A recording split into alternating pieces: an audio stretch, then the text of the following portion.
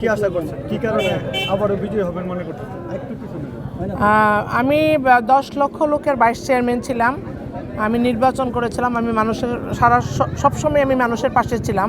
আমি যেহেতু একটা রাজনৈতিক দলের সাথে সরাসরি সম্পৃক্ত, আমি যুব মহিলা লীগ করেছি, মহিলা আওয়ামী লীগ করেছি, আইনজীবী হিসাবেও আওয়ামী আইনজীবী পরিষদের সদস্য ছিলাম এবং বারবার নির্বাচন করেছি।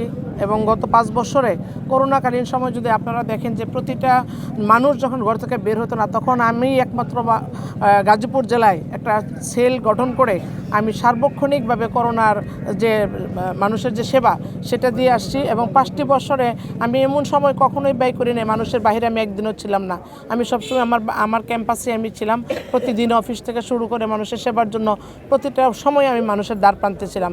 সেজন্য আমি মনে করি মানুষ যদি দক্ষতা বিচক্ষণতা বিচার করে এবং কালো টাকার থেকে যদি মানুষ ওইরকম চিন্তা না করে, তাহলে অবশ্যই আমি জয়ের ব্যাপারে আশাবাদী। কারণ আমি 5 বছরে আমি আমার কর্মজীবনে কখনোই আমি মানুষকে ঠকাই নাই, কখনো ফাঁকিবাজি করি নাই, মানুষের উপর জুলুম করি নাই, কোনো অন্যায় করি নাই, কোনো অত্যাচার করি নাই, কারো আমার দ্বারা কারো কোনো ক্ষতি হয় নাই। সে জায়গা থেকে আমি মনে করি আমি আমার সরকারের সেবাটা আমি শতভাগ দিতে পেরেছি।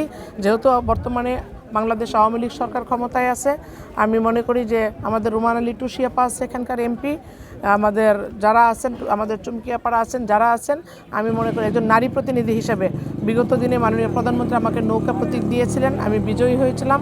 আমি বাংলাদেশ আওয়ামী লীগের গাজীপুর জেলা শাখার আহ্বায়ক হিসেবে, সদর উপজেলার আহ্বায়ক হিসেবে কাজ করতেছি আওয়ামী লীগের। সেজন্য আমি মনে করি যে পুরা টিম আমার সাথে আছে।